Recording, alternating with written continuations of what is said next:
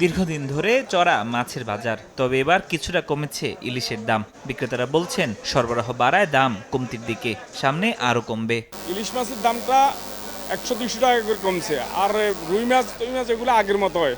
ইলিশ মাছের চাঁদপুরে আমদানি বেশি, এগুলো আমরা বিক্রি করছি গত সপ্তাহে 1700-1800, আর এইবারকে বিক্রি করতেছি 1500-1600। তবে চড়া সবজির বাজার। বুধবার রাজধানীর কারওয়ান বাজার ঘুরে দেখা যায় যে কোনো সবজি কিনতে ভোক্তাকে গুনতে হচ্ছে অন্তত 60 থেকে 70 টাকা। বেগুন, টমেটো, গাজর কিংবা সিমের দাম আরও বেশি। বেড়েছে মুরগির দামও, কেজিতে 5 থেকে 10 টাকা বেড়ে ব্রয়লার 170 আর 20 টাকা বেড়ে সোনালী মুরগি বিক্রি হচ্ছে 260 টাকায়। জালি 50 থেকে 60 টাকা পিস, টমেটো 140 থেকে 150 টাকা কেজি, আর হলো গাজর আপনার হলো 140 থেকে 150 টাকা কেজি। মনে হচ্ছে যে একটু বেশি, এখনো সেই আগের মতো কম নাই। কাঁচা বাজারে যে সবজি আছে 50-60 টাকার নিচে নাই।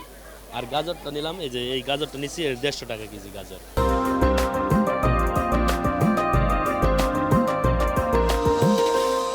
এদিকে বুধবার শিক্ষার্থীদের নিয়ে রাজধানীর সবুজবাগ এলাকায় অভিযান পরিচালনা করে ভোক্তা অধিকার সংরক্ষণ অধিদপ্তর।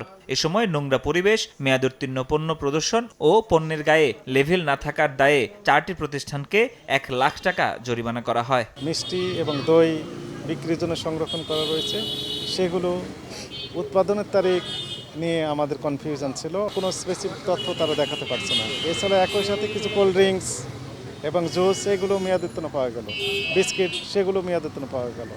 এই সকল অপরাধে মোট 4টি প্রতিষ্ঠানকে সতর্কতামূলকভাবে 1 লক্ষ টাকা জরিমানা আরোপ করা হলো। অভিযানে অংশ নেয়া শিক্ষার্থীরা বলছেন সঠিক পণ্য ক্রয় বিক্রয়ে ভোক্তা ও বিক্রেতা উভয় পক্ষকেই সচেতন হতে হবে। ফরহাদুর রহমান, সময় সংবাদ, ঢাকা।